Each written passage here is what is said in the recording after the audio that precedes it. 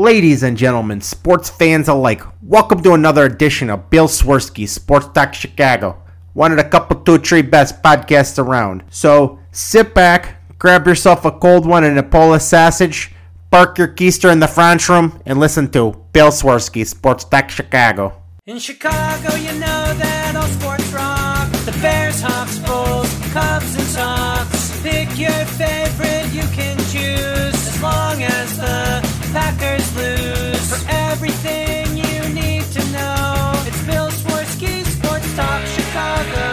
Bill Swerski Sports Talk Chicago. Hey everybody, welcome to another edition of Bill Swerski Sports Talk Chicago. This is your hosts, Alex and Sean.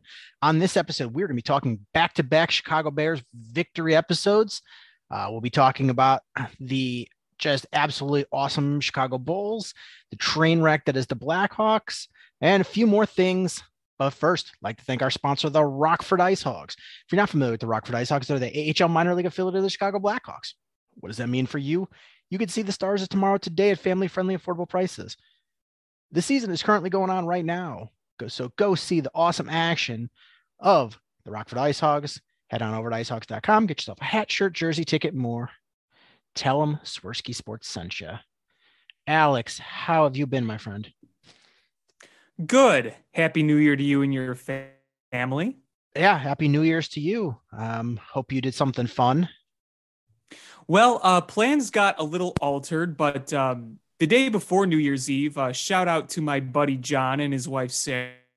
We saw them, hung out in Wrigleyville the day before. John's been on the show before. Had some nice food, went by the ballpark to Gallagher Way, where the rotting pumpkins were sitting. No, just kidding. There were no rotting pumpkins there. It was still the Chris Kindle Mart. But that was cool. And I was originally going to have a party at my house on New Year's Eve with a bunch of people, but there were several COVID concerns with people possibly being exposed. So we did a virtual party instead and played Jackbox games. So that worked out pretty well. And, you know, considering the circumstance, it was probably for the best since, you know, the COVID is surging again. So, yeah, can't complain. And, you know, pardon me if my voice is a little hoarse. I give credit to DeMar DeRozan for that. And that made New Year's Day and New Year's Eve pretty dang special. Let me tell you. Yeah, New Year's Eve was pretty quiet around here. I'm already not a New Year's Eve guy because everything's more expensive and, you know, crazy's out on the road, drunk driving. And like, yeah. You know what? I can go out other nights. And plus, my daughter's friend tested positive for COVID. So, you know, she was playing with her. I mean, they were masked. She ended up not getting sick, but we're like, you know what? Let's just stay home. And plus my daughter had to have 2 teeth pulled. So she was already, Ew. Yeah, her adult teeth were coming in behind her baby teeth. So they had to pull 2 teeth to give room. So she was not a, you know, happy camper. No. So we're just like, you know what, we'll stay home. And I fell asleep, honestly, reading comic books at like 10:30. Yeah, that's okay. You know, honestly, like for New Year's, the traditions my friends have had and we just come to my house and we play games in the basement. I don't like going out on New Year's. And one of the reasons is because there are a lot of crazies out driving drunk and I don't really want to be part of that. You know, I don't want to be part of that risk. I know it sounds silly to worry about, but I do think it is a concern. And, you know, frankly, just some of the New Year's party stuff, like, you know, being packed in with a bunch of people. I don't know. I'd rather have a simple time with my friends at home. Yeah. And then earlier in the day, I was off New Year's Eve. Earlier in the day, a friend of mine is a tattoo artist. He just moved back to Chicago. So I booked an appointment. I got a new tattoo. So I have completely covering my bicep a giant Chicago hot dog. Yes. Yes. I was going to see if you put Ding Dong George on your body. No, so it's a big giant Chicago hot dog. And yeah, so a lot of people give it a lot of looks when I was getting it done, walking through the tattoo shop. It's a Chicago hot dog, I swear. Like, is that a Chicago hot dog? It is. It is indeed. It's got the relish, it's got the pickle, it's got the sport peppers, the mustard, and everything. It does. Yep. All on the sesame seed bun. Poppy seed bun. Poppy seed bun. I'm thinking McDonald's, the poppy seed bun. So that's got the little black specks all over the bun. Uh-huh. Yeah, absolutely. You gotta have those poppy seeds, man. When you get the full Chicago dog experience, the poppy seeds have to be part of it. Yeah, even though they get stuck in your teeth, they're still awesome. And don't take a drug test after you eat poppy seeds. So we have a special show because the Bears won again. Woo! And here's the thing is, I don't want to take any credit away because the team did play hard. Mm-hmm. But good grief, are the Giants a train wreck of a team? It is so funny because I was like mentally preparing for the opening of this show. And what you just said is literally like what I was planning to say in my mind. Don't take away too much from the Bears, but good Lord, are the Giants terrible. And if there's anything to take away from this game, it's the fact that the current general manager of this team gave Mike Glennon $18 million at one point. Yeah. And Mike Glennon was in his full Mike Glennon glory. From the very first snap. I honestly I can't even put into words how bad that Mike Glennon performance was. It was literally the worst quarterback performance I've ever seen in my whole life. Yeah, and I mean, there was a stat that I saw how the Giants had negative passing yards on a day. And it's the first time in a long time that had happened. I mean, it's one thing to have 1 yard on the day like the Bears did, but to have negative yards, we've seen so much bad quarterbacking in this city. It's not even funny, but I can't recall a time when we saw a quarterback play that poorly. And Mike Glennon was a Bear and played very poorly. But my goodness, I mean, they were down multiple scores and they were still running the ball because they didn't trust their passer. I'm thinking the whole time, why not just put in Jake Fromm or whoever their backup is right now? Could he really be any worse? I mean, I get that offensive line is abysmal, but I mean, you wound up with negative 10 passing yards. They were scared to throw the ball. Mike Glennon dropped back for 11 pass attempts. Yeah. And his final stat line is 4 of 11 for 24 yards, 0 touchdowns, 2 interceptions, 4 sacks, and a 5.3 quarterback rating. And he lost what? 2 fumbles? 2 fumbles, 2 interceptions. Oh.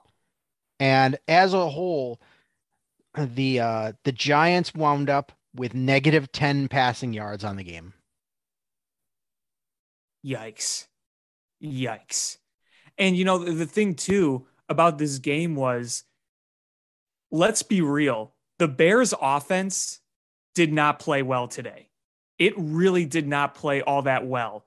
But, thanks to the defensive effort and, the efforts by Mike Glennon, you got 2 really good field positions right away, and you were able to actually take advantage of that and get in the end zone twice. I mean, obviously, the first fumble that you recovered was on the 3 or the 2. I mean, all you had to do was punch it in with Montgomery, and they did. And then the second interception, they were able to take back into Giants territory. So you had really good field position for those scores. And, that was kind of the theme of the day. When the Bears scored, it's often because the Giants helped them out. I mean, remember that field goal before the half, that was when they were pinned back and they had to, they had the safety, and then the Bears were able to get good field position, and then they were able to kick a field goal. But, the Giants really shot themselves in the foot today. And just, it makes you really think, like, how bad the Bears are, but look how much worse the Giants are. Like, it's pretty amazing. Yeah. I mean, the Giants are a train wreck, but as it stands right now, if the season were to end today, they would have the number 5 and the number 8 overall picks. Yeah. And, what are they going to do with that? I assume they're going to want to take a quarterback at some point, but I know this upcoming quarterback class isn't all that great. But trust me, there's plenty of areas the Giants could go to, draft for need. There's plenty of areas they could use more talent. I mean, here's the thing with a team like that. And I was talking with somebody today about it. And honestly, if you're the Giants and you're not enamored with any of the quarterbacks, is you could get 2 really good players. Like, you seriously need to upgrade at wide receiver. Yep. Your defensive backs are not bad. But there's a lot of places you could upgrade, and you could give Daniel Jones one more crack with more weapons, and you could bring in a competition like a Gardner Minshew, who's not going to cost you an arm and a leg, and actually is competes. And if those guys don't work out, then next year you go all in on a quarterback. There's no sense in overdrafting a quarterback if there's not somebody you super believe in. But if there's a guy that you're really into, you can make that move and get him. And so, I mean, the Giants are in a bad spot. I think though that they've got the wrong front office GM and the wrong coach to be a winning program. Well, that's another problem too, is that it goes more than just talent on the field. I think the whole regime is kind of a mess there. Yeah, and I wanted to get to that later. But the Bears offense really struggled. Mm-hmm. Andy Dalton did not have a good game. And he only completed about half his passes. Yeah, 18 of 36 for 173 yards, 1 touchdown, 1 interception, and a 63.2 quarterback rating. But here's the thing I don't understand. Everyone has been screaming for Matt Nagy to run the ball. David Montgomery is arguably your best offensive player. Mm-hmm. That was suited up today. Mm-hmm. Why in the world did you pass 35 times and David Montgomery only ran 22 times when you were up by 14 points right off the bat? My dad and I were talking about that. I mean, we were going the second half thinking, just run the ball almost every time. Like, I mean, when Andy Dalton threw that interception, I'm like, why are you even passing downfield like that? You're up by 1 million. You know the Giants aren't going to come back. At this point, I would say just try to run down the clock so you could get this forsaken game over with. I mean, Andy Dalton, okay, he threw the touchdown pass to Darnell Mooney, go up 14-0. That was pretty good. Nice pass. And then, you were in the red zone when they went up. What was it? They kicked the field goal to make it 17-3. That was right before the safety. And you saw Andy Dalton try to squeeze in a throw with like 4 giant defenders there, and you were lucky that it was low enough where it wasn't picked. They should have ran the ball every time, in my opinion. In that spot, they should have ran the ball every single time. Yeah. I mean, you at some point, you realized that the Giants were not going to throw the ball. So why in the world are you worried? Is just stack the box, force them to run against 9-man fronts, And like, I mean, honestly, I would run blitz every time and then just run the ball on the other way and play the field position game. Right. Like, Exactly. I just don't understand that uh that game management strategy. It just didn't. It made no sense to me. No, and it didn't. It didn't. And we keep seeing that with Matt Nagy is he's thrown at least 35 times every game, no matter what. right. Yeah. I mean, honestly, he should have thrown half those attempts. He should have thrown about maybe 20 times would be reasonable. Especially in the second half. In the second half, you really didn't need to throw the ball. And look, it didn't cost you anything. I mean, it really, really didn't. It was just why. It was really just why. Why do you need to throw the ball as many times as you did? Like you said, they were up 14-0 right off the bat. Right off the bat.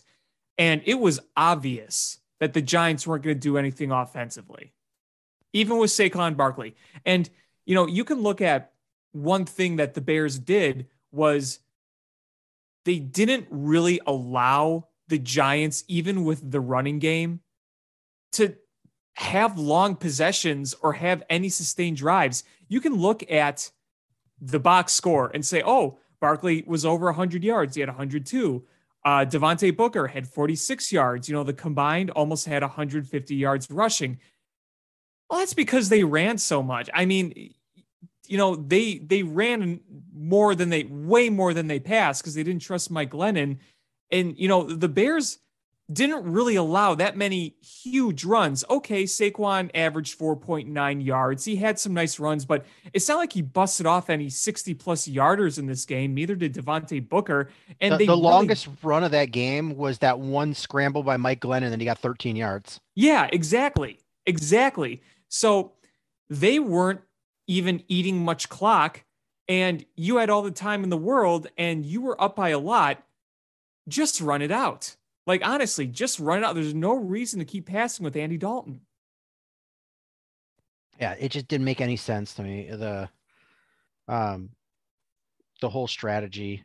And another thing is, on top of that, is why in the world did you start Andy Dalton when Nick Foles had a decent game last week?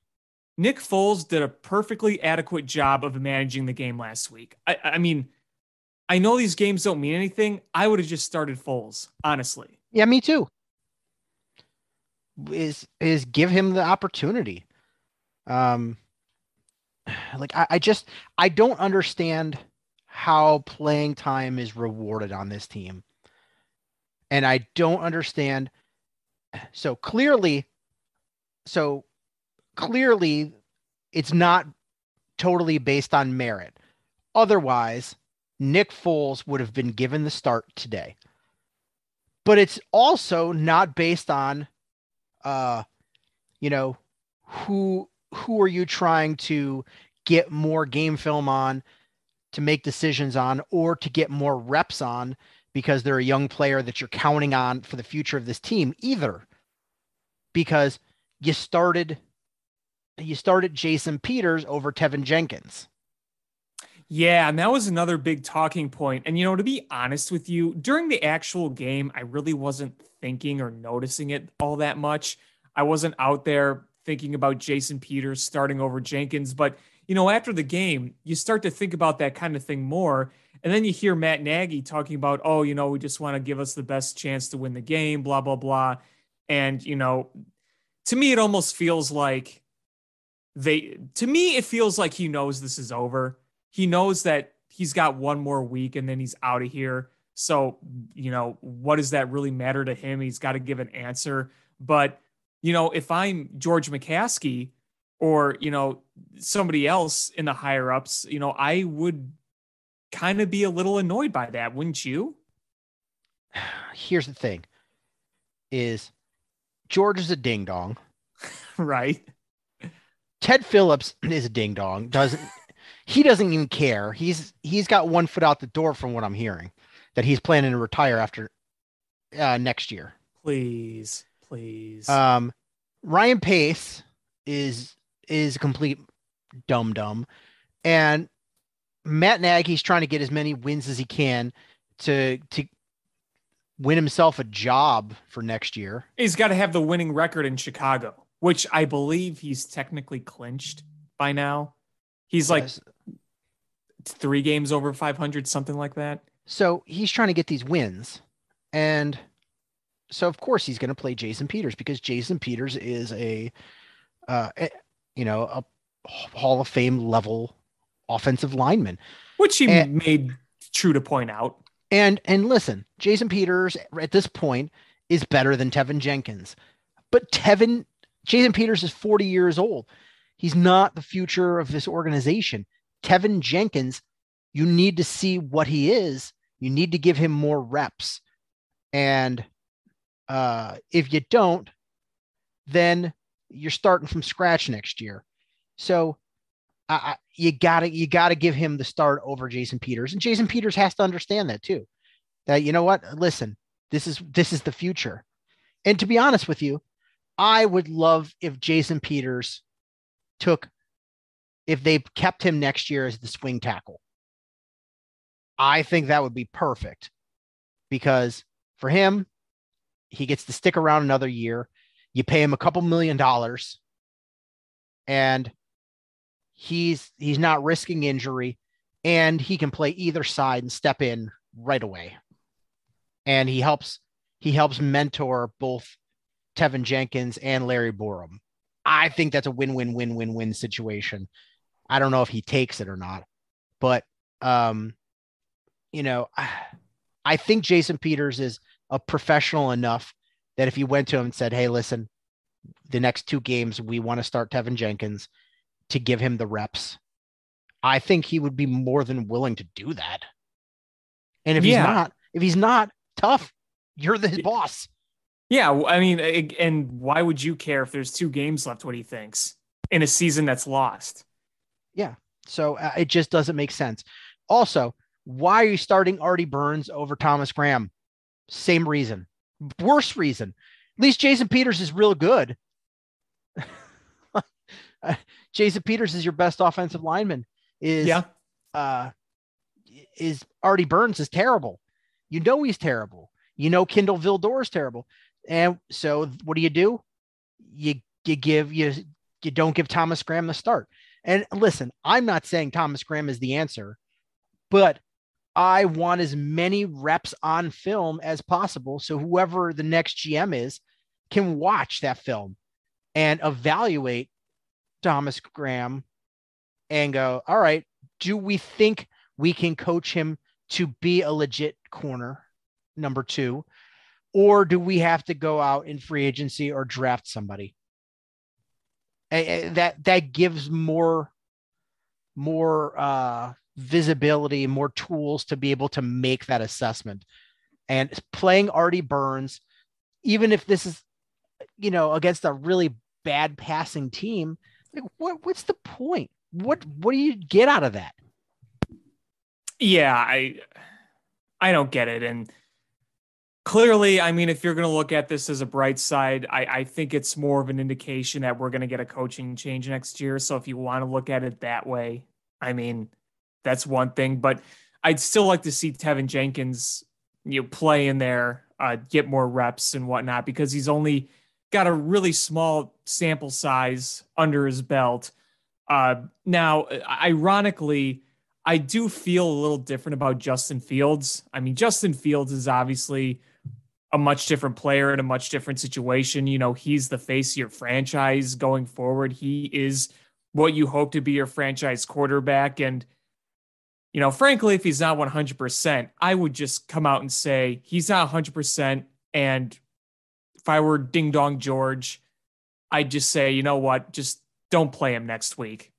If they were thinking about playing him, I know Bears fans are going to disagree with this, and I understand there's something about getting reps, but I would be completely fine with them just shutting him down. I really would be. If he's 100%, I want him to play. If he is not 100%, then yeah, I don't want him to play. And that's what I'm saying too. If he's got any sort of pain or discomfort or whatever, I don't want him playing. If he's 100% no pain, eager to play, wants to get last second reps, okay, sure. But if he's feeling any sort of discomfort, I don't want to risk it. Not with Matt Nagy, not in a meaningless game. Just any pain, nope, you're not playing. And listen, I don't want him to be babied in the future, but considering the circumstances, I think it's very fair to say if there's any sort of discomfort, just say, nope, not playing. See you next year. Yeah, I think that's more than reasonable. I mean, right now, the way I see it, it's probably going to be Andy Dalton starting next week. Probably. I mean, I don't know what he showed you against this bad team that gives you the hope that he's going to look good, because he looked terrible. Honestly, like he looked really bad. His throws were off the mark. And he didn't, there were opportunities he could have scrambled and he just chose not to. It's bad. I mean, he kind of showed you that at this point of his career, the only time he should be playing is in a backup role. I mean, honestly, this was QB1, remember? Andy Dalton was supposed to be the guy. And I could somewhat see their hope for him being at least semi-decent. And I mean, he's had his moments, but it's nowhere near enough to be a QB1. Like, okay, sure. Against the Lions, he had over, 300 yards? Okay, great. You sit down and watch that game and you say, well, it was more of a game manager-y type role, and that's not what you want in a QB1. And then you look at his performance today, and it really wasn't good. It really, really wasn't good. And it's easily masked by the fact that the Bears won big against a bad team with, good defense, giving them good field position. It was kind of the 2018 type of strategy win. The defense doing most of the work. Yeah, I don't understand. Andy Dalton shouldn't start that game no matter what. It should be either Justin Fields or Nick Foles. And honestly, seeing both of them play made me go, why in the world did we pay Andy Dalton when we could have just had Nick Foles be QB2? To be fair, they didn't know they were going to get Justin Fields. They didn't know that it was going to be there. They didn't know. And let's be real, Bears fans would not want to go into the season with really their only NFL caliber quarterback being Nick Foles. To be fair, we weren't happy when they signed Andy Dalton either. And to be fair, Ryan Pace created this mess in the first place. Truth. That's absolute truth. But this organization has not figured out a quarterback ever. Right. And since Sid Luckman. Okay. I look at it this way too. The real reason that I was upset about Andy Dalton was because of the situation Ryan Pace put them in. And I know we said at the time on this show that there were probably some better options available. I can kind of look back and say, okay, Ryan Pace put us in this situation, but for the situation they were in, what other options really were available? Honestly, I can't remember off the top of my head. I remember thinking there were better options. The reality was there probably wasn't that many better options, but you still paid him $10 million and he's been mediocre at best. And this was the guy that the Bears intended on being their number one QB for a while. And okay, we said before the season that we didn't mind, you and I personally didn't mind Andy Dalton starting the season. And I will say that I did say that, and I will own up to that opinion. And I never thought that he should be starting this whole season. But what made me upset, again, was not the idea, but the process. They did not give first player reps to Justin Fields in the preseason. If you gave him first player reps in the preseason and said, you know what, we're going to start Andy Dalton whatever. Okay, whatever. But the fact that the Bears basically set it up where everything they could possibly do to make Andy Dalton QB1, including not giving your drafted quarterback play reps with the first team, that is what pisses me off looking back at it. Like I said, like when the season was starting, is I'm rooting for Andy Dalton to be the starting quarterback all season, because that means the Bears are doing well. Right. There was absolutely 0% chance that Andy Dalton would be doing bad or the Bears would be doing bad and Justin Fields wouldn't get forced in. And that's exactly what happened. So I was rooting for Andy Dalton to do well because that meant the Bears were doing well. Right. And it just didn't happen. And the Bears have been a disaster. And I know a lot of people outside of Chicago just want to bury Justin Fields as a draft bust.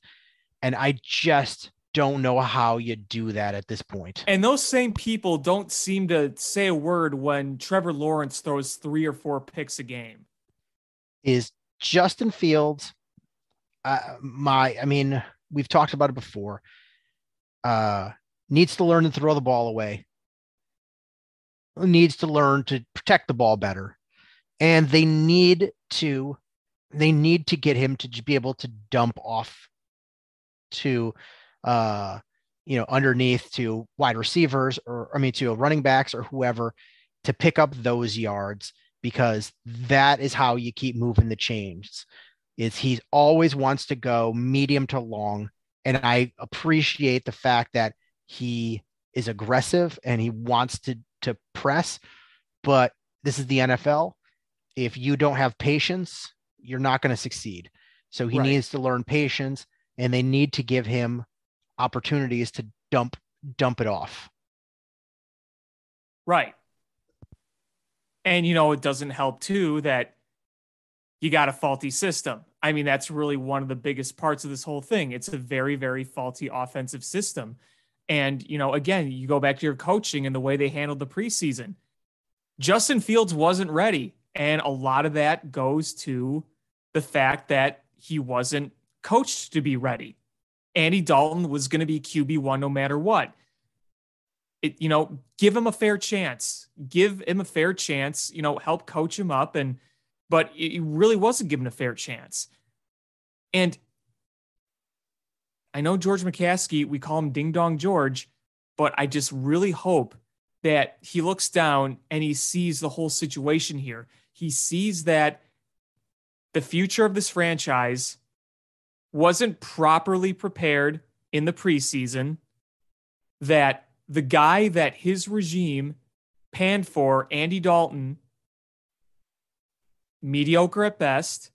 I mean, watch today's game and take away all the context. The offense looked terrible despite the final score. And I just sit and pray that hopefully someone within that organization realizes this.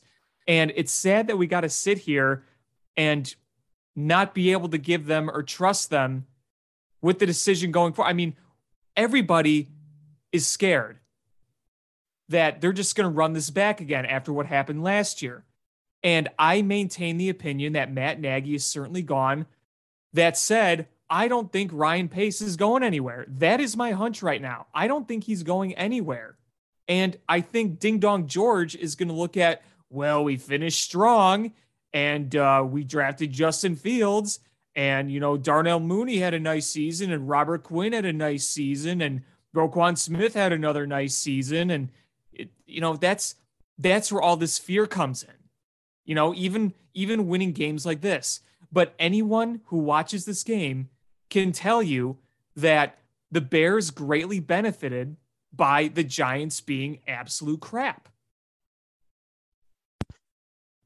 From the insider reports I'm hearing, Matt Nagy is 100% out and he's already been notified. Yeah. Which makes sense. Also, according to the report I read, that Ding Dong George has met with Ernie Accorsi. No, with several former Bear players, including Gary Fenzik and Olin Kreutz, and gotten their input, and has met with outside football experts for input on how to proceed. And so they collaborated with these people. They said, unless George goes rogue, that Ryan Pace will be fired as well. And yet the fear is still there among many people. Oh, and yeah. I don't blame them for it. Until he's fired, he's not fired. Exactly. And I have been going around telling people that Nagy's gone. I am not thinking about Nagy staying around. I think that ship sailed on Thanksgiving week, even though it was delayed because of that last second win the Bears had against the Lions. When that kind of rumor leaks out, even if he's not fired right then and there, I don't see how, with their record, with their position, with those rumors, with the way everything went down, I don't see any way how a coach survives past the season in that situation. To me, the writing was on the wall when that happened. And the way Nagy talks, as I mentioned earlier in this show, talking about giving himself the best chance to win, whether, with it was the whole situation was starting Tevin Jenkins or starting Jason Peters over Tevin Jenkins. That just sounds like a guy who's going to be on his way out. A lot of people texting me, ooh, is Nagy going to stay? Is Nagy going to stay? I'm telling them, no, he's not going to stay. Will the Bears still be ding-dongs? Sure, but that is one area where I am very confident that that's over. Yeah, there's none chance he's back. I keep saying is if they demote Ryan Pace and he's some sort of college scout, head of scouting, assistant GM, okay. I'm not gonna the man who dispenses RC at the concession stands. If he ladles out from the crock pot the meatball sauce. But okay, that's fine. I don't want him in charge. I want him to have a boss that says no, Ryan. That's a dumb decision. We don't do that. Heck, give him like a Bill Paxton role where you're part of the organization, but you don't really do anything. John Paxton? What'd I call him? Bill Paxton? Ooh, the actor. Sorry. R.I.P. John Paxton. I'm sorry. Wow. Ooh, that is my boner of the show award. Wow. Yeah, like I was telling it to somebody else too. I was like, if he's the John Paxton of this team, fine. If he wants to advise George on things because they like him and they trust him, okay. But guess what? I don't want him making football decisions. And oh my God, I'm watching the Packers Vikings game. Why is the NFL officiating so pro Green Bay Packers? It is dog shit. Drives me crazy. Why? What happened?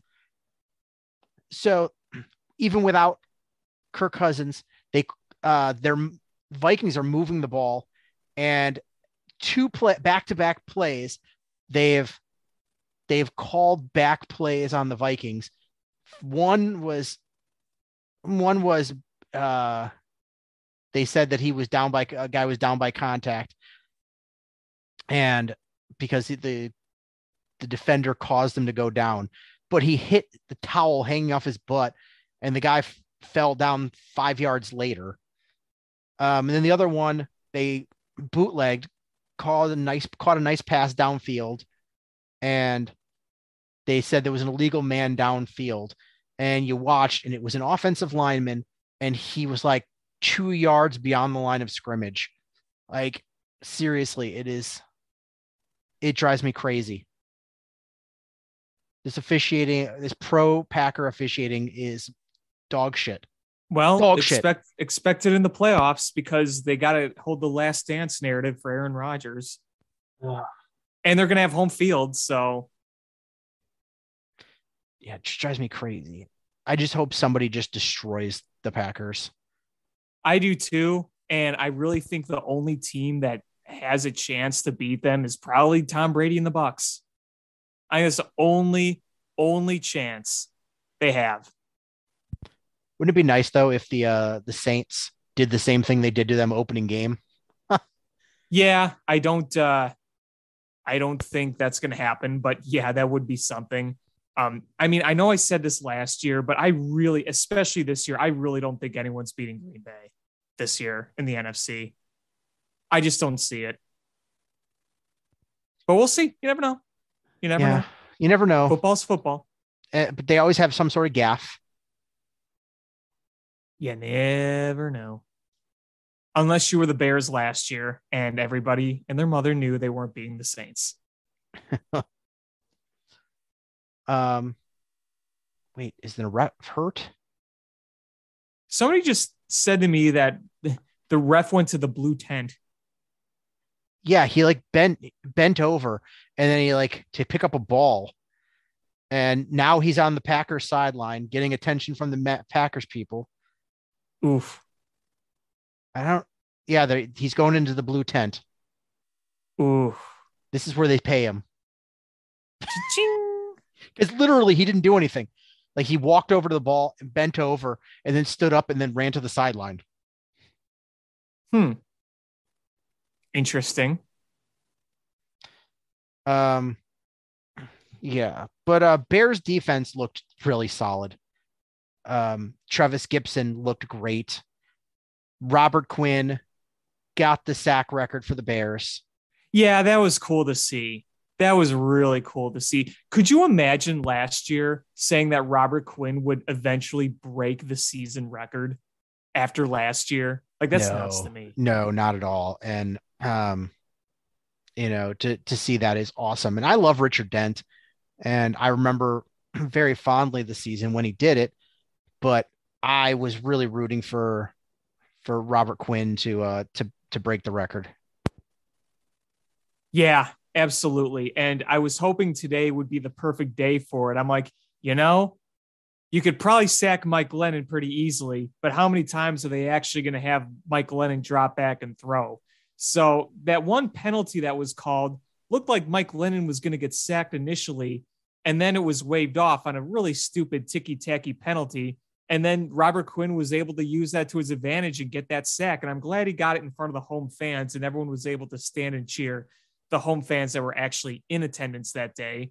But yeah, at least they had that to cheer about. And, even if you weren't going to the playoffs this year and the team isn't very good, it's at least nice to see some really good individual performances by guys like Robert Quinn, especially after what happened last year. Yeah. But one player I really want to take a shit on really badly is Allen Robinson. I didn't even realize he was playing until, I don't know, sometime late in the first quarter. And I went, wait, that's Allen Robinson. And he phoned it in. And I get he's coming back from COVID, but he has phoned it in all season. And I just, if he's truly not 100%, don't play him. And if he's 100% and that's the effort he's putting forward, don't play him next week. Yeah, and I'm not going to say that Andy Dalton's throw was great, but it felt like he made absolutely no effort on that interception. None effort. He just phoned that one in, and it was a terrible throw, but it was a terrible effort. And that's a bad example for Darnell Mooney. Well, and again, you're playing yourself out of money. People are going to be looking at the tape and seeing this. That's what I don't understand. Does he think that he's going to get $20 million for the play he put forward this year? Who would give him $20 million after that? Don't be surprised. He might just have to sign a 1-year deal. Yeah, maybe. It's very possible. And, you talked about Darnell Mooney. He was the other offensive piece that I thought had a decent game today. 69 yards, touchdown catch. Was a nice catch in the back of the end zone. Kind of want to give a little shout out to him because there really wasn't much on the offensive side of the ball. You had 64 yards, 2 tutties by David Montgomery. You had Khalil Herbert with 2 carries for 9 yards. Darnell Mooney, 7 catches, 69 yards, touchdown. Really not much else after that. So give a little shout to Darnell Mooney, who's clearly now the number 1 wide receiver on this team. And honestly, he might be the only wide receiver on this roster that's back next year. Like maybe Daz Newsome. Yeah. Daz Newsome will be back next year probably. And Darnell Mooney. After that is everybody else is a free agent. And who are you bringing back? Damiere Byrd? You going to bring back Allen Robinson? Marquise Goodwin? Probably Grant. not. You're probably not bringing any of these guys back. Like you're going to be completely overhauling your wide receiver core again. Yeah, you're gonna need to bring in some guys, whether it's the draft or free agency. You're gonna have to bring in some guys. I mean, to your point, most of these guys probably aren't coming back. And for all the people that are just like, well, the Bears could spend some of that money on Devontae Adams. The Packers are going to franchise tag him. So he's not going to be anywhere. And plus, he's looking to get like $28 million a year. You don't have the funds to get Devontae Adams. No, you don't. But he's going to get franchise tagged anyway. So you're not going to get Devontae Adams. Just slow your roll there. No. So yeah, this team needs a boost badly on the roster, and I'm hope they bring in somebody legitimate to handle that and not ding dong Ryan Pace. Well, you know what? Just going back to Allen Robinson real quick. He might have checked out, but he didn't take his uniform off and say peace out to the crowd and leave out the tunnel in the middle of a game. What happened with Antonio Brown? Like what triggered that? So I heard the story. Bruce Arians was on the sideline saying, get in there. And Antonio Brown kept refusing. He kept saying, no, no, no. And then Bruce Arians finally said, okay, then get out. So he gets up and he starts trying to take his stuff off. And I think it was Mike Evans was going up to him and saying, what are you doing? Stop. Like trying to talk him out of it. But Antonio Brown didn't listen. He took everything off. He was bare chested as he ran across the field, giving the peace sign to the crowd and leaving out the tunnel, which a police car then escorted him to a private plane where he flew the hell out of the city. Like that absolutely is the last moment he'll ever have in an NFL uniform. Yeah, that was it. His career is over. And Bruce Arians in the post game simply said, Antonio Brown is no longer a Buck. That's all I'm going to say. Like that was it. He didn't want to elaborate. He didn't want to talk about it. He didn't want to go into the story, how it happened. That's all he said. And he left at it. They're clearly done with him. And I don't think any team at this point is going to give him another chance. No. Why would you? Why would you even bother to give him a chance? Even on like a veteran minimum deal, why in the world would you bring that nonsense in? Right. Exactly. And I could even say, even Ding Dong George wouldn't do that. No chance. Like he's a ding dong, but he's a fairly ethical ding dong. Yeah. Like he's not going to want to bring in that headache. A guy like Terrell Owens was a big headache, but he was a Hall of Fame caliber, arguably the best wide receiver ever. And there was a point where teams were just like, nah, we don't need that. Antonio Brown is on the way wrong side of his peak. Why in the world is anybody going to bring? He's done. That was literally the last thing we ever saw of Antonio Brown is him taking his shirt off and running across the field of play while the other players were on the field, piecing out and bouncing. Bounce. He was out. And nowhere near in that vein, but in a fuck you, I'm out is, I don't know if you saw Allen Robinson's wife. Yeah, the dirty mirror. The dirty mirror. Yeah. So, they're done. They're done. What if at the end of today's game, when all the Bears are heading to the locker room and the few fans that were left, were saying goodbye, they look down on the field and Ding Dong George rips his shirt off, his suit coat, his tie, and he does exactly what Antonio Brown did. You see a shirtless Ding Dong George run across the field and out the gate. We never saw him again and gave the peace sign to everybody. All right. I recognize as a functioning adult where the line is, and I'm about to just completely cross it. But what if instead of George, it was Virginia?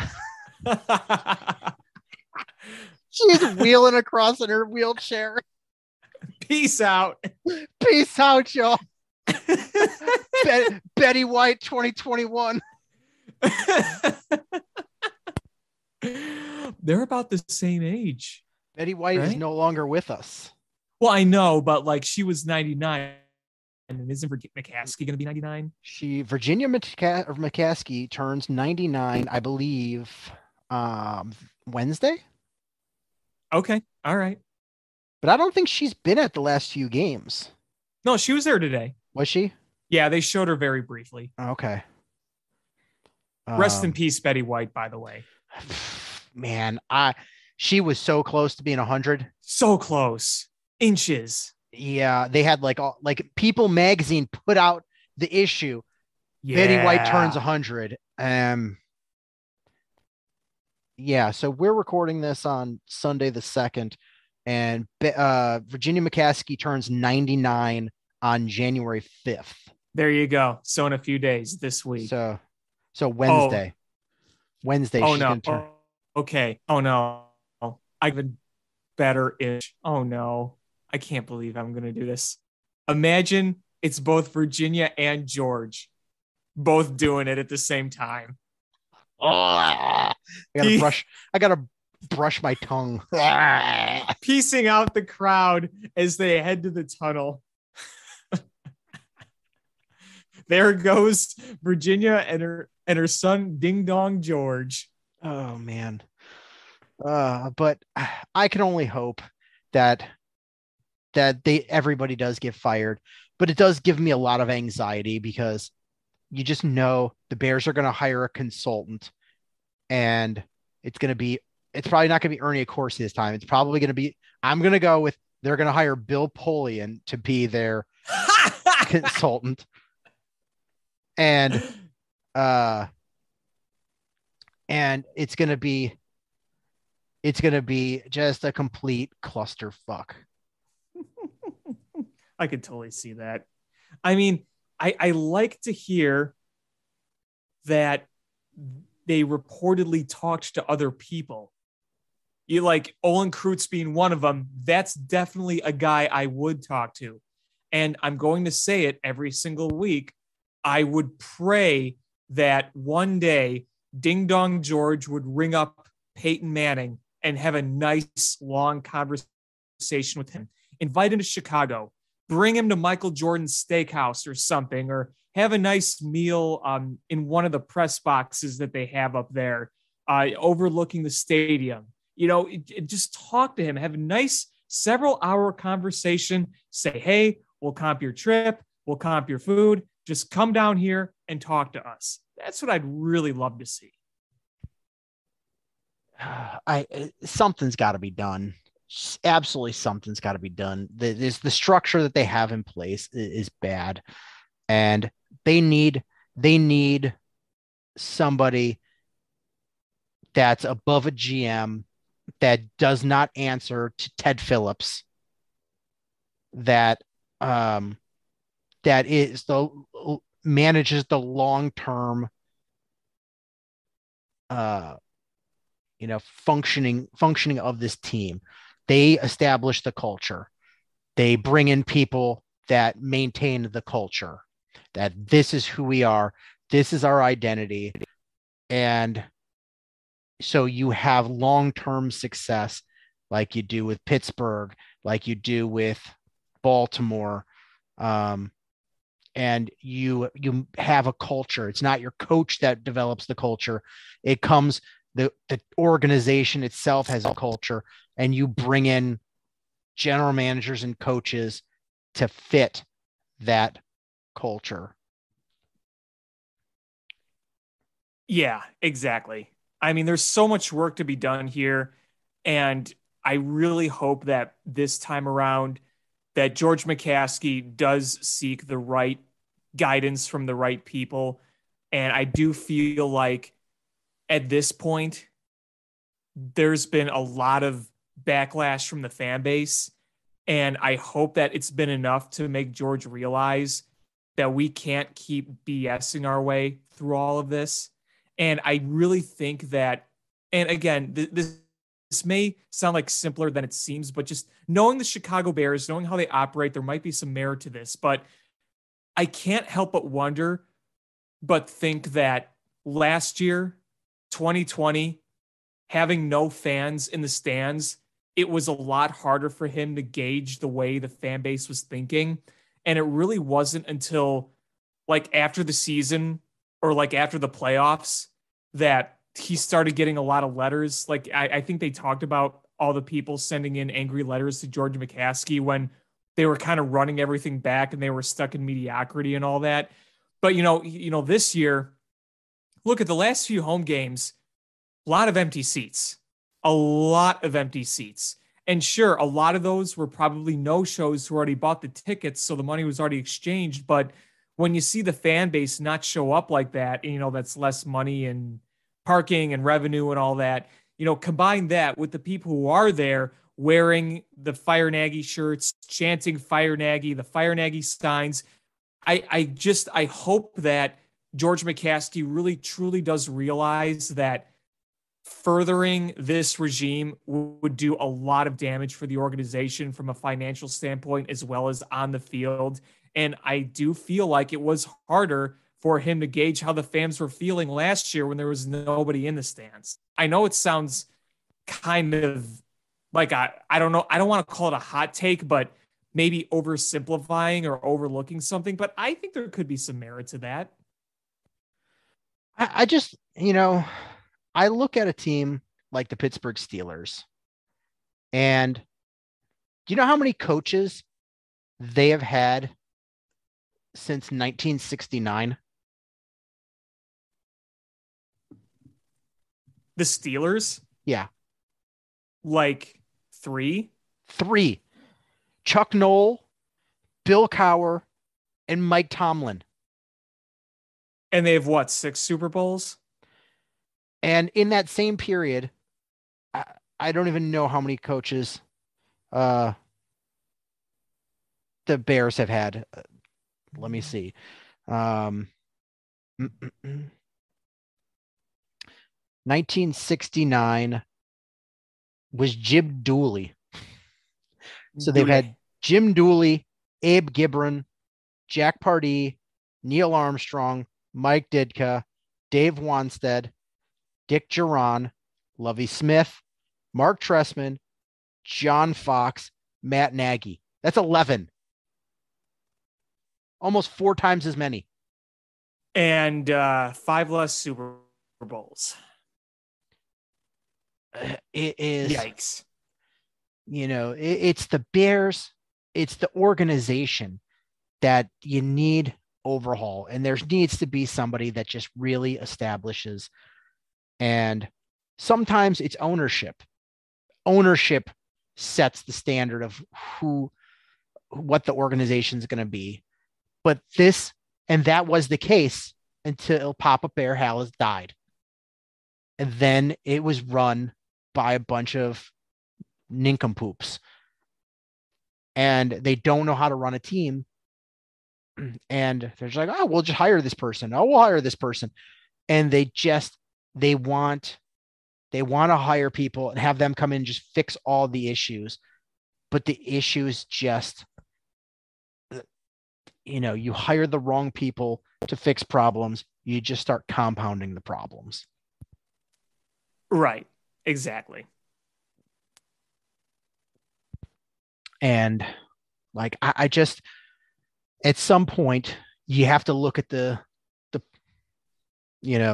problem and say, everything we've done has been wrong. So it's time to start doing things differently to get to the point we're trying to get to, which is a winning franchise, a winning organization. And hopefully this is the first step. Throw the old methods out the window. Throw the old collaboration out the window. Everything. Yeah, everything you've done, throw it out the window. Yeah, exactly. And I think that there's going to be a lot of fans who are going to spend the next week really on edge. I mean, because, the day of reckoning is coming. As of right now, as we're recording this podcast, we're 8 days away from Black Monday, and that's when everything is going to be revealed. That's when it happens. What the future direction of this franchise is going to be. You can't start it without, making room for those new people, so to speak. And you have one more game to play. It's a meaningless game against the Vikings. Neither the Bears or the Vikings are really going to be playing for anything at this point because if the Vikings win today and they're playing, it's the end of the third or first quarter and they're down 3-0 and they're actually outplaying the Packers. If they somehow pull this win out, they will be playing for a playoff spot next week. Are you sure? Because really? Yeah. Mm-hmm. They're on the bubble. Wouldn't that make them 8-8? Well, wouldn't they need to win and have a bunch of teams lose? They would need the Eagles to lose. I don't see how the Packers lose this game. I don't think they will, but I'm just saying is right now it is 3-0 and there's been a few penalties that have really hurt the Vikings, but defensively they've shut down the Packers. Nah, give it time. We did the same thing when we played them. And let's see, the Vikings, if they win this, they'll be 8-8. They'd go 9-8 next week. Eagles are playing the Cowboys, and the Cowboys are playing for something. So I think they'll win. That would mean the Eagles would be 9-8, and the Saints are playing the Falcons. They would be probably 9-8 as well. So I don't know how the tiebreaker works there. Let's see, Vikings playoff scenarios. I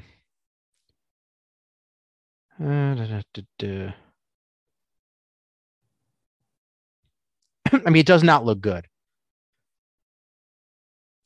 I mean, it's technically still alive. They're technically in the hunt, but it's pretty. The odds are not in their favor. Yeah, they need to win. Minnesota has 10% chance of making the playoffs. And I don't even know what's wrong with Kirk Cousins. Why is he out tonight? He's unvaccinated and has COVID. Oh, that's right. So he might not play next week either because he's symptomatic. Yeah. So he might not play next week. But if they have a 10% chance, if they beat the Packers, that would move them to 50-50.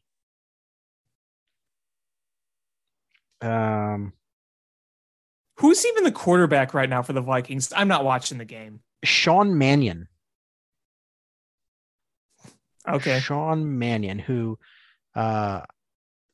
I believe he went to college at Oklahoma State. But he's been in the league for a while. I actually liked him coming out of college. I mean, not I liked him as a borderline starter, probably long-term backup, and he's been a long-term backup. Remember when we did a couple of those hot mic game calls in 2019 and we did week 17 against the Vikings and they were resting all their starters? It was the final game of the season. I think Sean Mannion was playing quarterback for that game against the Bears. That is a distinct possibility. I think that was him. I think it was Sean Mannion.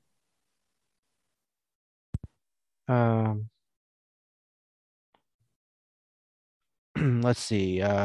Playoff scenarios for Vikings. And nobody's going through what the exact scenarios are.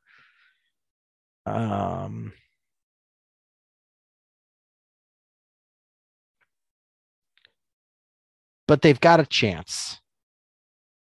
They must have tiebreakers over people, but they need to win this game tonight to have any chance. Because the Eagles are ahead of them, and the Eagles are 9-8. So, yeah. Well, if they're 9-8, then next week, if the Vikings won tonight, then the Vikings would have to win, and the Eagles would have to lose. Yes. But they're playing the Cowboys. I think they might. There's a good chance of that happening. Yeah. Especially after the Cowboys lost today. Yep. But a week from tomorrow is Black Monday. It's the day that general managers get fired, head coaches get fired. And I have made my list of the coaches or the teams that I think will be looking for a new head coach. Okay. Start with the definites, the Raiders. Mm-hmm. Because they've already let their coach go. The Jaguars, because they've already let their coach go. Mm-hmm. Then I will go with the definite, the Bears. Mm-hmm. Then I'm going to go with the probables, Panthers, Vikings, Giants. And I think the Broncos are probably going to let go of Vic Fangio. You think? I think. And the Giants letting go of their coach, aren't they running it back next year? I think they're good. I think that's a disaster, and they're gonna. The Giants are just gonna hit reset. Let me just look up really quick because I thought I heard somewhere that he was safe, but maybe I'm mishearing that. I really haven't followed the Giants since Eli Manning. Oh, so, this is nothing to do with I'm hearing things. This is just my predictions. They could be dead wrong. So, I look at the AFC East. Bills aren't firing their coach. Patriots aren't firing their coach. Dolphins aren't firing their coach. The Jets have a brand new coach. They're not going to fire him yet. Chiefs aren't firing Andy Reid. Chargers aren't firing their coach. Raiders already did. I think the Broncos are going to fire Fangio. Even though they set that man up to fail. The Bengals are not going to fire their coach. They're not firing Mike Tomlin. They're not firing John Harbaugh. Probably not firing the Browns coach. Not firing Vrabel and Titans. They're Colts, no. Texans. If the Browns miss the playoffs, though. I still don't think so. Okay. Colts, no. Texans, no. Jaguars, yes. Cowboys, no. Eagles, no. Washington, no. Giants, yes. Rams, no. Cardinals, no. 49ers, probably not. Seahawks, probably not. Packers, no. You don't think, well, maybe he's not fired, but do you think Pete Carroll decides to retire?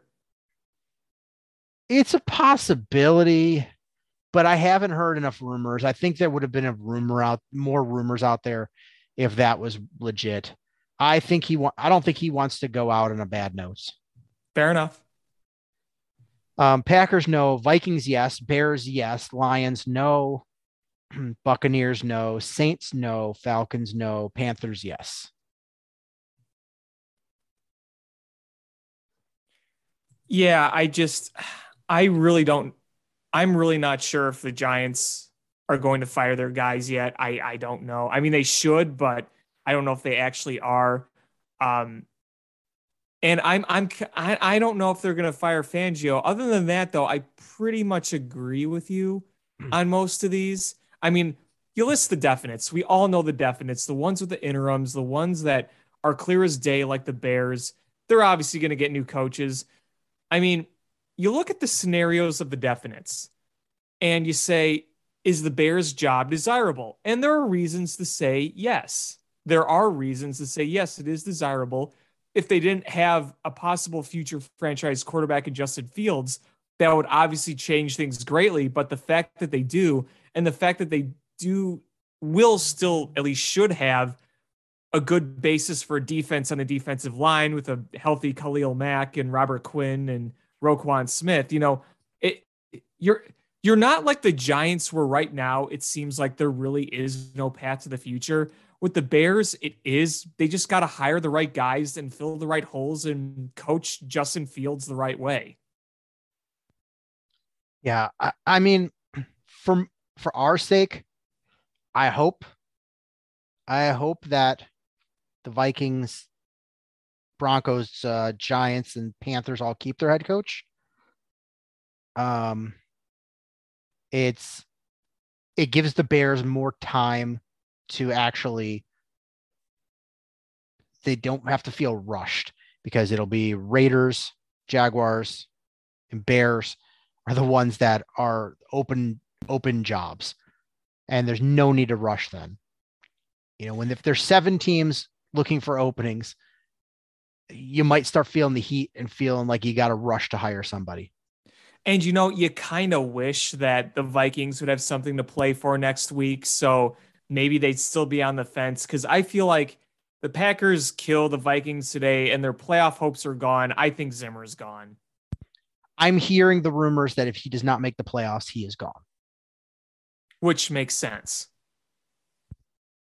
You know, I don't think he's a terrible coach, but he is underachieved, and maybe that makes him. That's a good way to put it. And I think, I don't know, just being in a division with the Packers really sucks. Yeah, it does, and I'm still not convinced Aaron Rodgers is leaving after this year. Yeah, I'm not either. I think that was all just a publicity stunt. All that drama, I think it was nothing more than a publicity stunt. Or, I mean, it might have been legit, but you know, they overblown. They you know, I don't even know if it was overblown. It might have just been like legit, and they forced him back, and then he goes, you know what? We're winning, and they're going to sign me to an extension, and they let me bring back a wide receiver I wanted. We'll re-sign Devontae Adams, and we'll continue to own this division. You know, my fear is that he's going to sign a 3-year deal, like with max money. Like he's going to be here for another 3 years, because he may be almost 40, but he's showing zero signs of slowing down. No, but he looks old. He looks very old, but he's still playing like the best quarterback in football. And I know you think of it differently. I think we have opposite opinions on this, but as much as I don't want to see Green Bay win the Super Bowl, I feel like that might actually be like Rodgers' way of saying, you know what, I could ride off into the sunset with this and go somewhere else. My fear is that they win it, and then he goes, oh, let's win it again. Well, and I mean, here's the other problem too. if you would have asked the Packers a year ago, they were done with Aaron Rodgers, they'd probably be like, you know what? We're done with it and we're ready to embrace Jordan Love. But they got a taste of Jordan Love and not good. You know how bad it would suck for Jordan Love if they signed Aaron Rodgers to a 3-year extension. Brett Favre. Is that would mean he would go his whole rookie contract without ever playing in starting an NFL game or even getting a legitimate shot. Well, yeah. I mean, I look at the Packers situation when they drafted Jordan Love. To me, it felt like they were ready to move on sooner than later by drafting a quarterback. I mean, they traded up to get him, and it looked like a sign that they were ready. And then Aaron Rodgers went out and has played his best football ever, which is crazy to say over the past 2 years. And, kind of proving them wrong. Like, hey, I saw what you did. I'm going to show you why I'm still the best there is and why I'm still here. And, I think maybe muddied the waters. I think that Green Bay was legitimately thinking, Aaron Rodgers, he's approaching 40. He's been very great still over the past few years, but I think there were at least signs where you're saying, you know what, maybe he's not quite as dominant as was, and it's only going to go down as it gets older, but he just flat out proved him wrong. And that might change the complexity of things. Now, back before the season, I thought there was a legitimate chance that Aaron Rodgers was not coming back. And then they restructured the deal. And I'm like, okay, maybe this really is his last dance at this whole thing. But now the more time goes on, I feel like the two sides would be willing to put their differences aside if they keep winning. That's my fear. But you know what? Eventually, Father Time wins. And unless you're Tom Brady, he's going to win. He's eventually going to win. Tom Brady's putting up an amazing fight. But here's the thing is at some point, time is going to get him. Whether that be he gets hit real hard and just never fully comes back from an injury, or he starts waking up and he's sore, or concussion that he just can't bounce back from. Something's going to hit. There's no way it doesn't. The arm starts giving out. And same thing's going to happen to Aaron Rodgers. It always catches up to you. Well, in the history of any professional sport, Father Time is undefeated.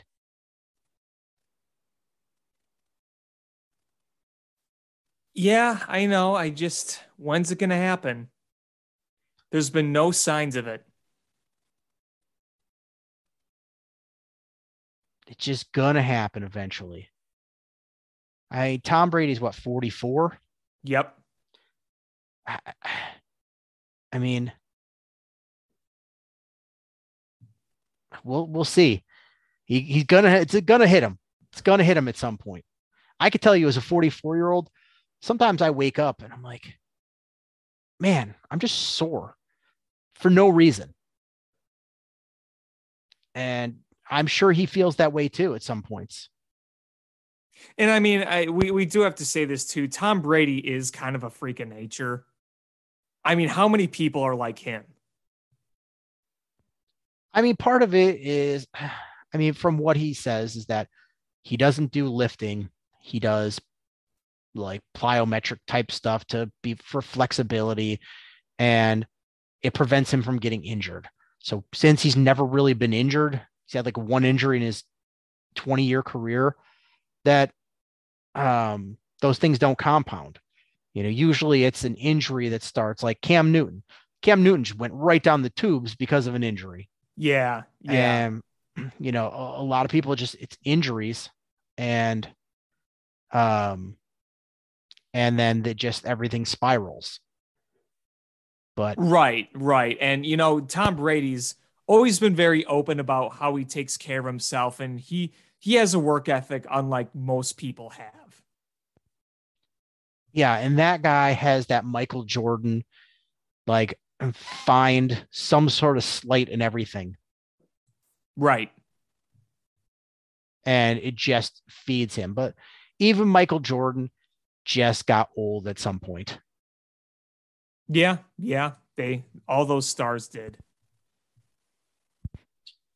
Um, but there's just a couple of other things that I wanted to talk about. The first is, since our last show, um, Jeff Dickerson died. Yeah, really sad. Really sad. And I had heard rumblings, maybe a week or two prior to him dying, for people saying, say a prayer for Jeff Dickerson. And I didn't really know what it was in reference to. And then, boom, he's gone.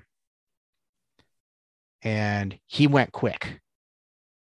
I think he went into hospice and he died like a week later.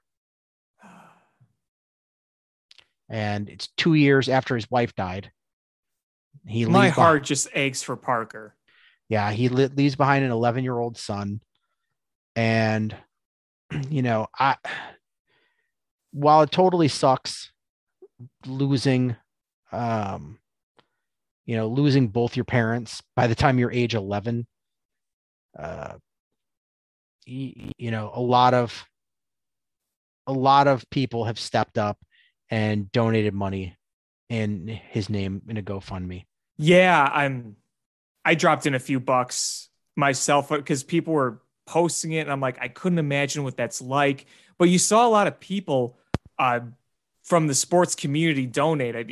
Jed Hoyer, the Blackhawks, Green Bay Packers donated $25,000. Yeah, that's great. It's bringing them together, and you've seen a lot of people from other cities in the NFL, make a tribute to him. Jeff Dickerson was really one of the top dogs in the business when it came to a team beat, and so many people recognize that, and it was really great to see people come together, because I couldn't imagine being 11-year-old and losing both your parents. And now he's going to have some financial stability, and it'll never bring your parents back, but it'll help make your life a bit easier. And nothing is ever going to be the same, but it's good to see that people come together to help him, and just recognize all the great things that he did, that Jeff Dickerson did. He was really good at his job, and I was really glad to see that his spot in the press box was reserved for him, and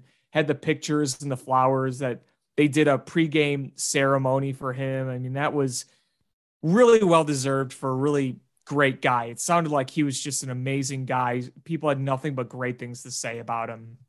Yeah, I mean, you look at this list, obvious t-shirts just absolutely demolished donations. They donated one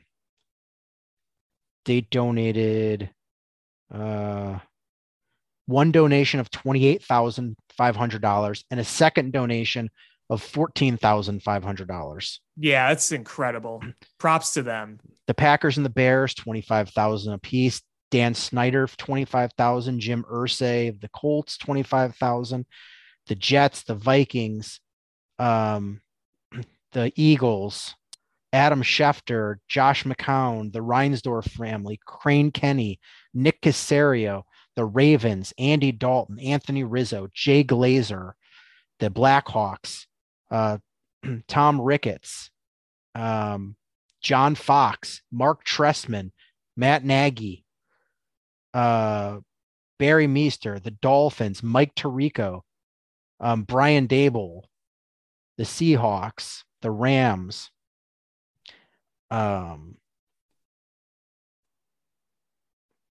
Schottenheimer family, Jed Hoyer, Jay Mariotti, which I didn't even know he was still alive. I just completely forgot about him. You just see the Rooney family,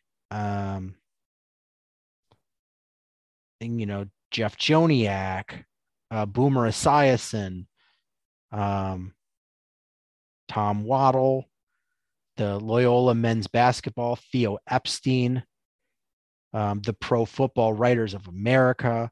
Like, you just go through this list, Louis Riddick. It's just a who's who of people in the NFL and sports world.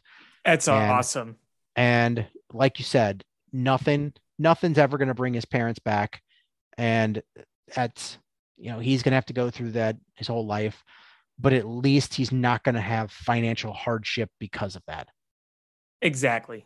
That's because this fund is inching up to $1.1 million. That's incredible. That really is incredible. And then we had another big death, and that's John Madden. And, I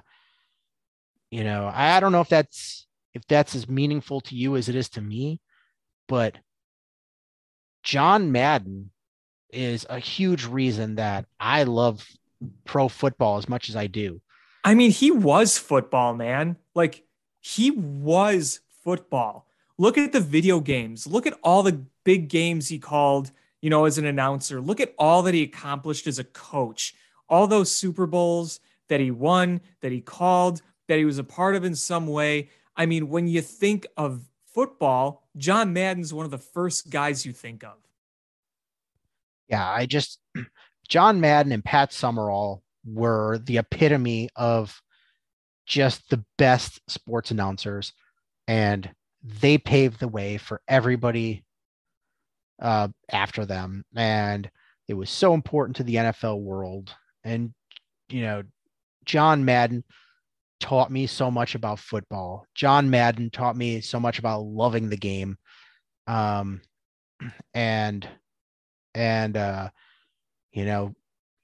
didn't hear a lot from him over the last few years, but just him being gone was just a real bummer.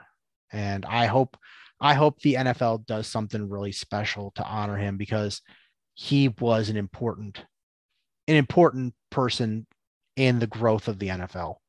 Oh, absolutely. I mean, look how big those video games became.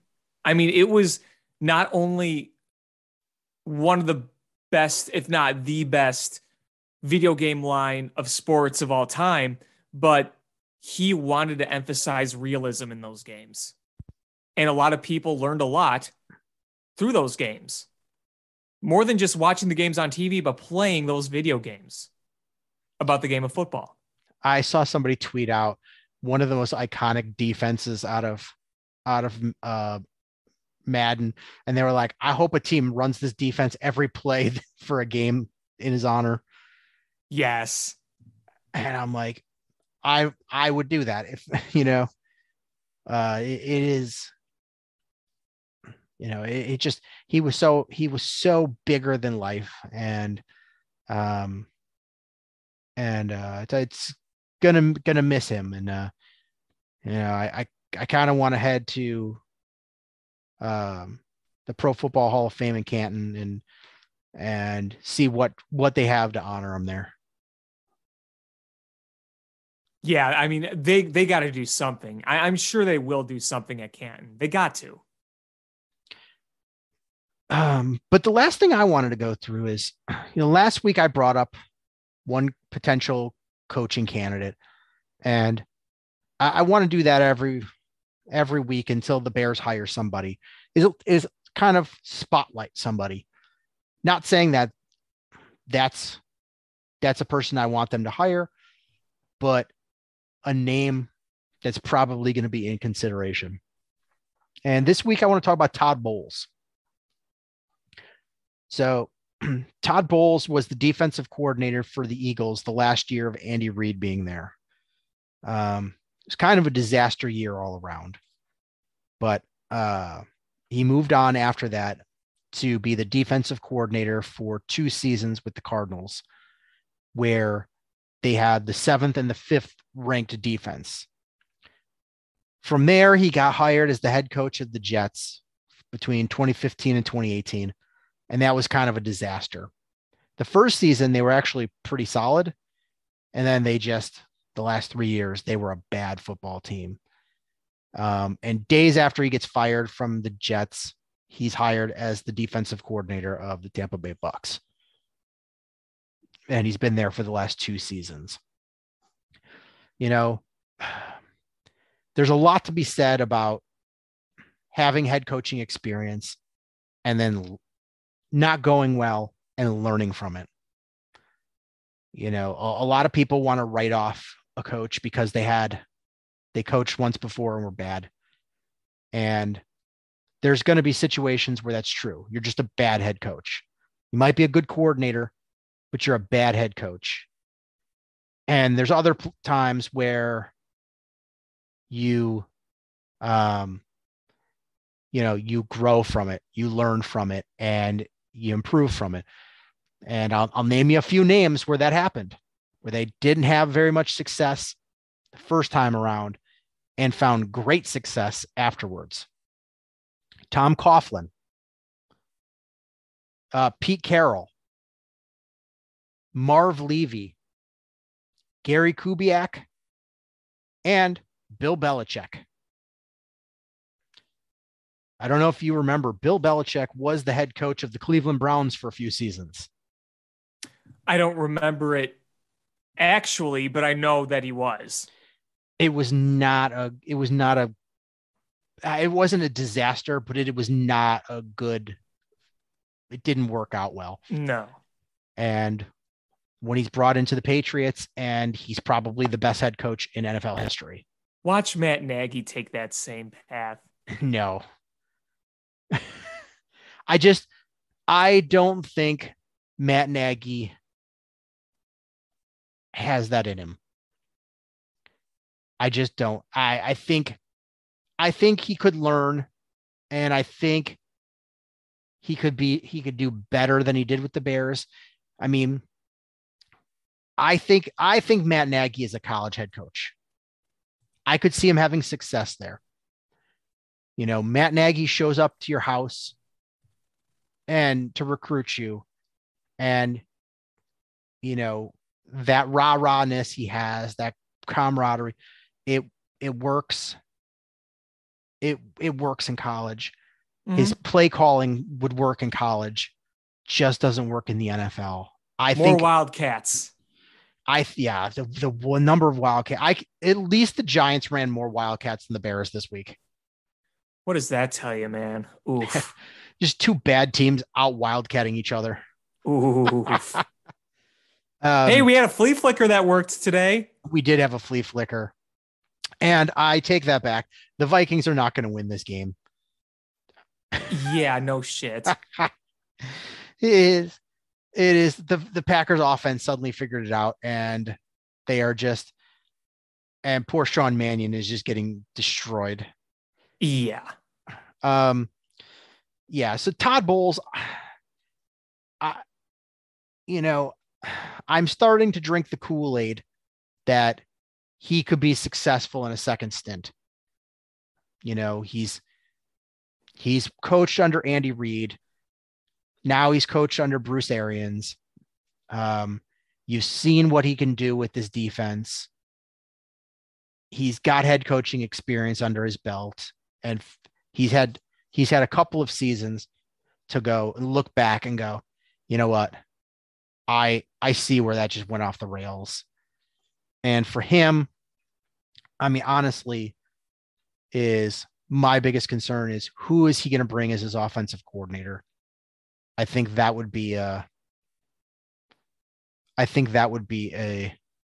huge one of my concern of all right, what are you doing? How are you going to fix this team?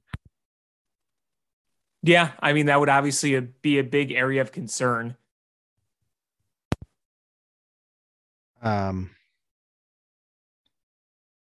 Yeah. Can we talk about the Bulls now? Yes. Please? Yes, we can. Yes, we can. The Bulls are very good. And that's oversimplifying everything. But this team is really good. They are the best record in the East. And Their next 3 games are their 3 games that they should win. And before they go to, then that 4th game is against the Nets, who currently have the 2nd best record. So this is a good team, and they are in cruise control right now. I mean, I think before we talk about the rest of the team itself, we got to talk about. Wait, does the player's name rhyme with Amar Rosen? It does. It does. Dude, I can't remember the last time I screamed and yelled the way I did 2 nights in a row. 2 nights in a row that DeMar DeRozan pulled that off. And the funniest thing was after he did it against the Pacers, in the 2nd game against the Wizards, when the Bulls were kind of playing shitty, let's be real, and they started to come back inching towards the end, I thought to myself, wouldn't it be wild if DeMar DeRozan did the same thing he did last night? Like, what are the odds of that happening? And you can argue that the 2nd time around was even more of an incredible feat. The first time around, he clearly didn't know how much time was left, so he had to shoot that 28-footer because he thought he had more time and was able to sink it. But if you look at the 2nd time against the Wizards, he had 2 defenders on him. And he was right in the corner with 2 defenders on him, just launching it, and still made it. And DeMar DeRozan is not known as a 3-point shooter, but his 3-point shooting has definitely looked better this year. But regardless of all that, those were 2 insane shots. It's not like it was just a regular 3. One was off one leg, not knowing how much time you had, pretty much a Hail Mary. The second was with 2 defenders on him. And he was fouled. Not called.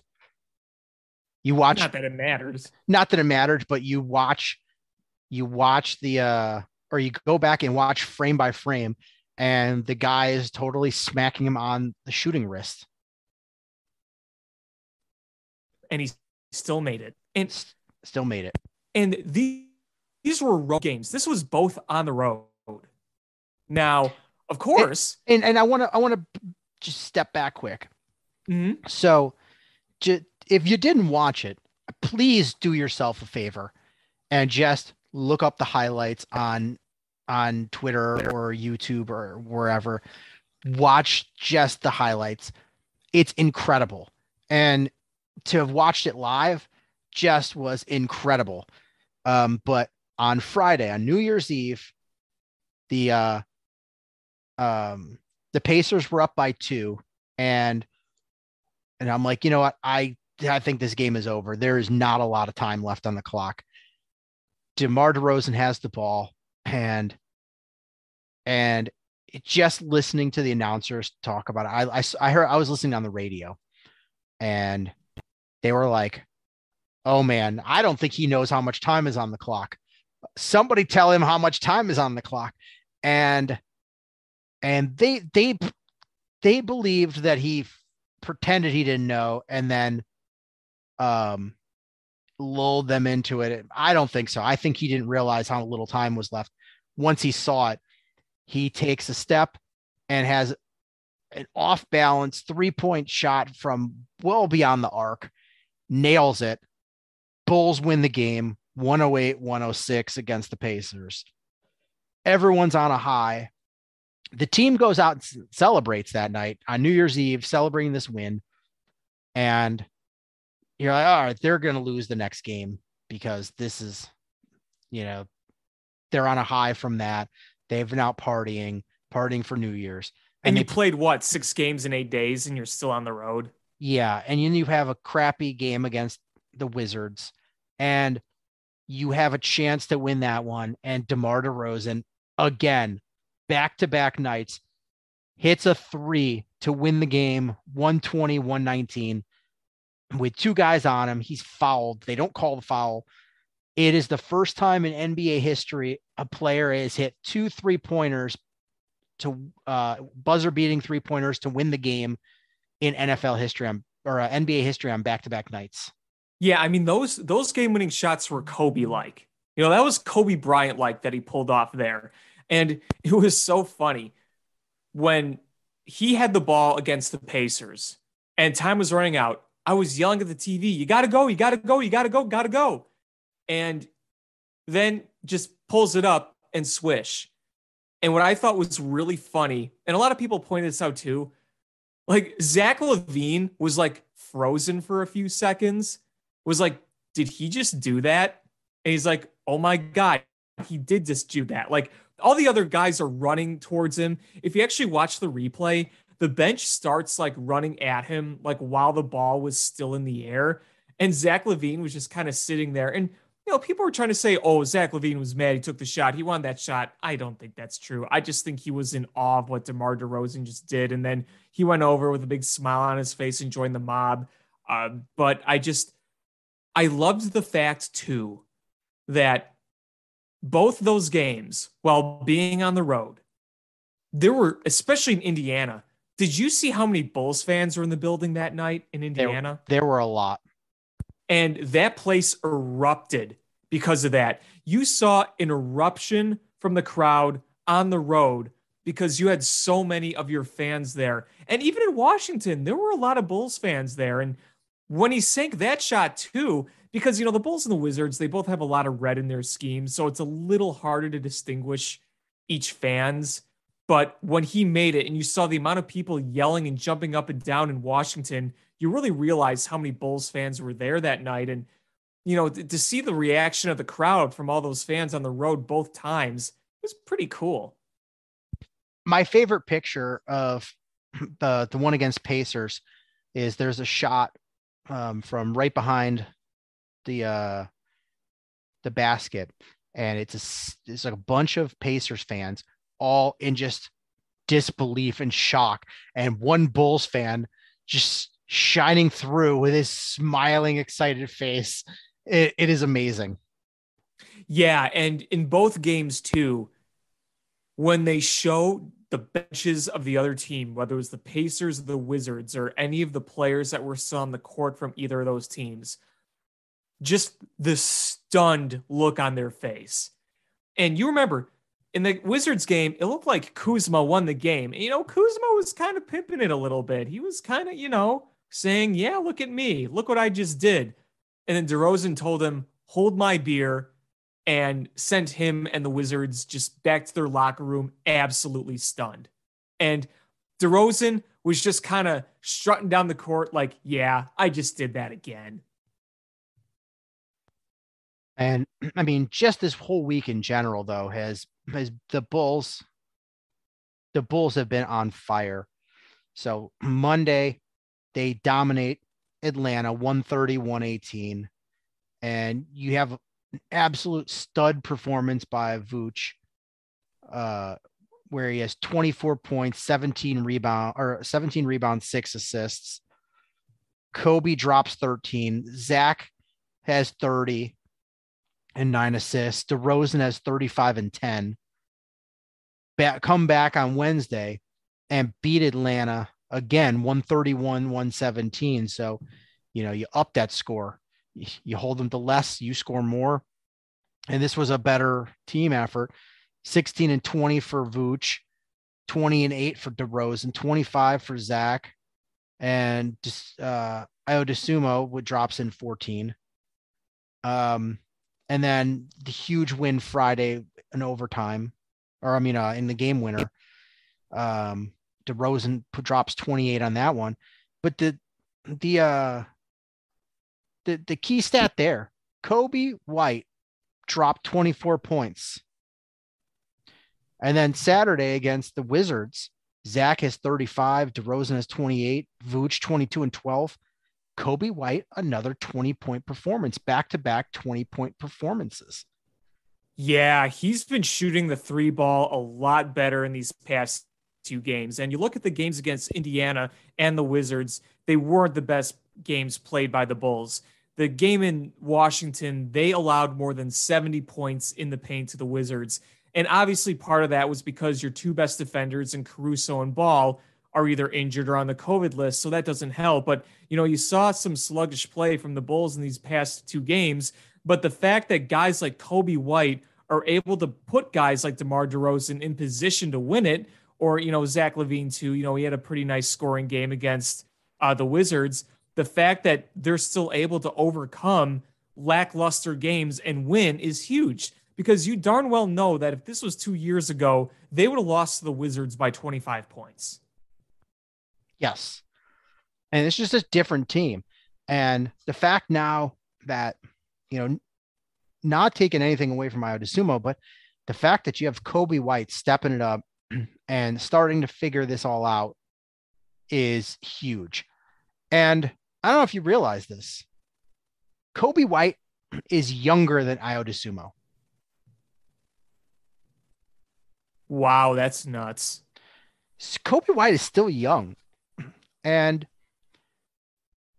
this Bulls team is dangerous. They're a team that can make noise. And I'm so excited for the playoffs to come, because this team could go in with the number 1 seed. You would love to see that. And, I still think that they could use, like a defender power forward. I agree.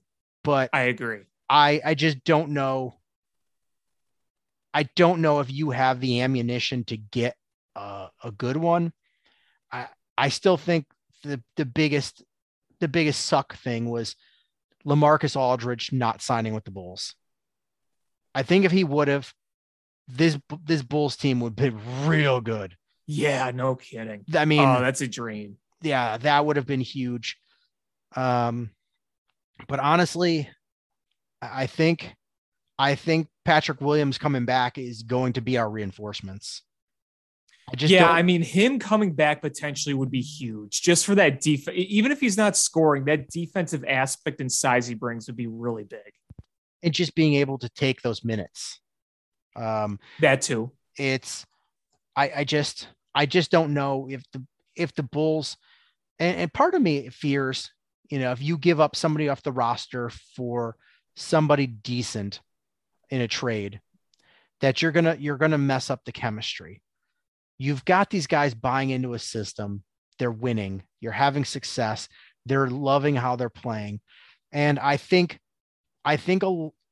Billy Donovan, I'm not going to take away anything, because Billy Donovan has built this and got these guys to buy in. But I still think it's been tough.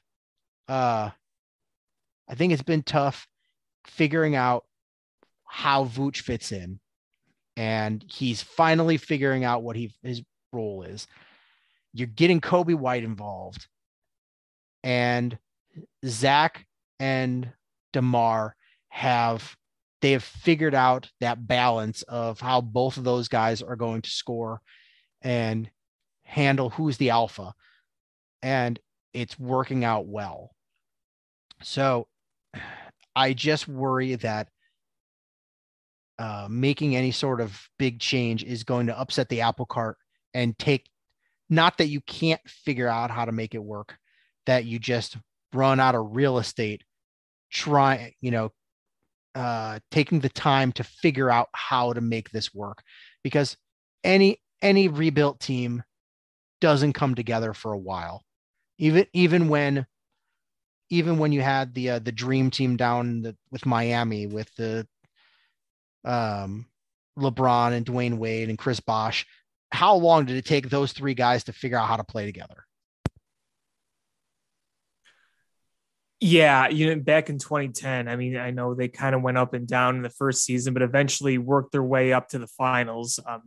Sometimes it takes a little bit to figure it out, but I feel like the chemistry is really being established here. And it's a tough thing to do when guys are in and out of COVID, but they're finding ways to do it. I mean, that's really one of the things that you can emphasize, is that they're doing all this with guys constantly being out, going in and out. First you had DeMar go out, then you had Zach go out, and now you got Lonzo Ball out, and pretty much everybody at one point. You had 9 players out at one point. Yeah, Vooch was out. Didn't they have 14 guys on?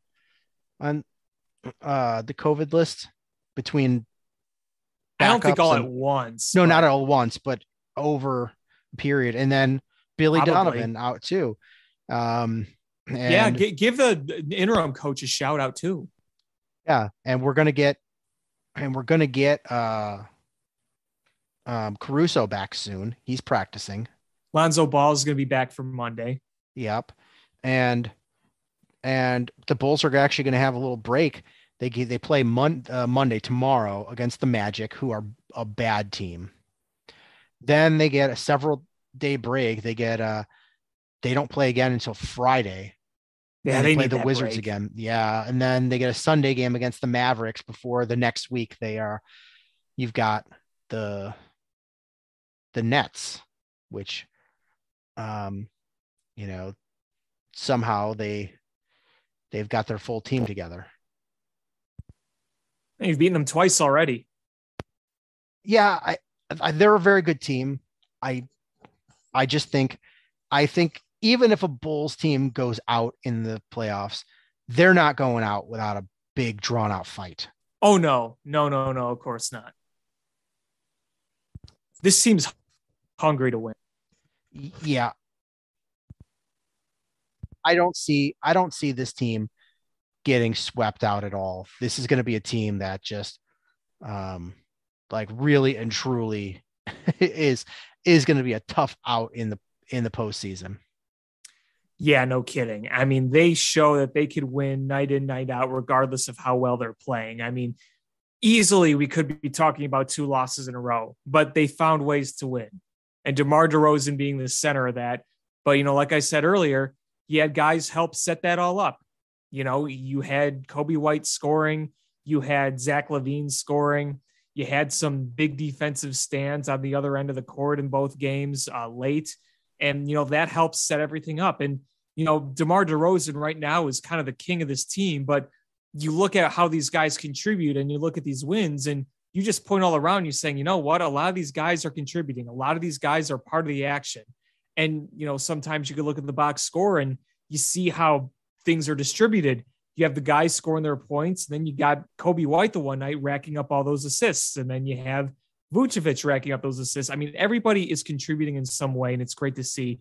And even Ayo Dosunmu, he had that veteran-like moment where DeMar DeRozan could have been teed up for a technical foul or something when he was yelling at the ref, and Ayo Dosunmu went over and grabbed him and pulled him aside to calm him down. That's a rookie in the NBA doing that to a longtime veteran. There's something to be said about that. Yeah, the personalities on this team just fit. They really fit. This isn't just a collection of guys that are talented. I love the way that they work together. I love, that the sum of the individual players the total team you have is more than just the sum of the players, which is what you want to see. Is that individually these guys are, nowhere near as good as this combined team plays. Right.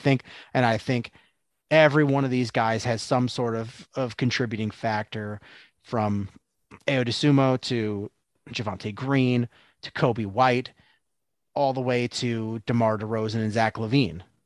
Yeah, they all absolutely. have their role here, and they've it's been just so special to watch.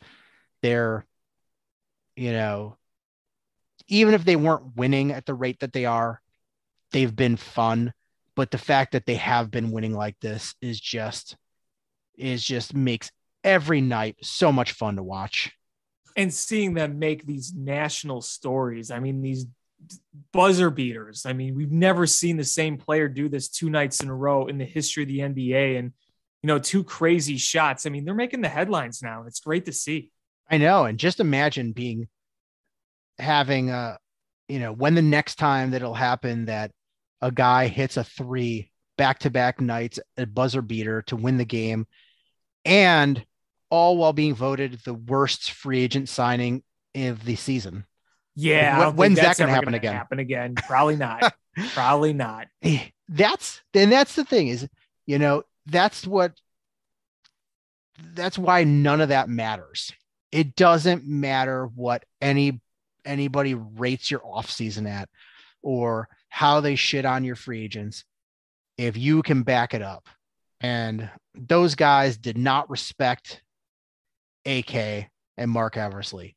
They disrespected those two. And those two said, we brought it. What you got? And I love it. I love it. This Bulls team takes that as a slight, and they're not gonna let that stop them. They're gonna be like, no, they're a team on a mission. They're on a mission. This is not over until they win a title. Yeah, love that attitude. And people will knock. Well, Zach's kind of like a superstar, but DeMar's not a real superstar. Vooch isn't a real superstar, and you need 3 superstars to win. Well, guess what? This is a team. This is a well-oiled machine. This team plays well together. They've got a lot of guys that could shoot. They've got a lot of guys that can score, and once they get fully healthy, you're going to see them play a much better defense as well. Yeah, for sure.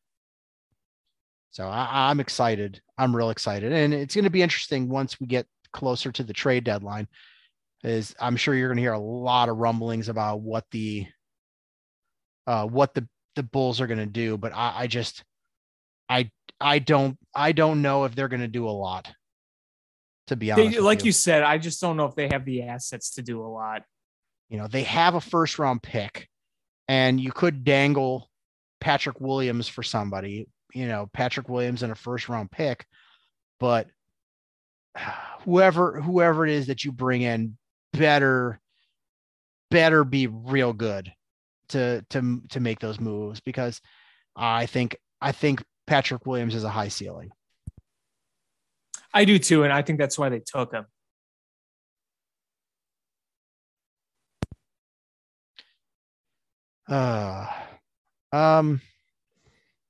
It's late. I had one more topic, but we could save that for next week, and I'll give you what it is. It was posed to me based on some other guys that have gotten into the Hall or are going to be considered for the Hall.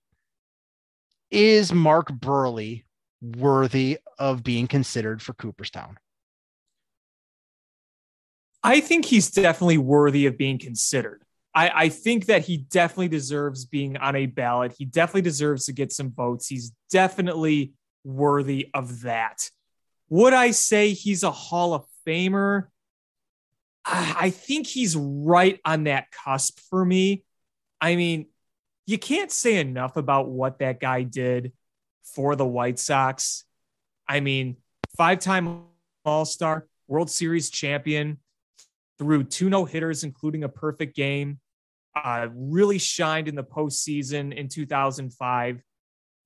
He did so much for that franchise.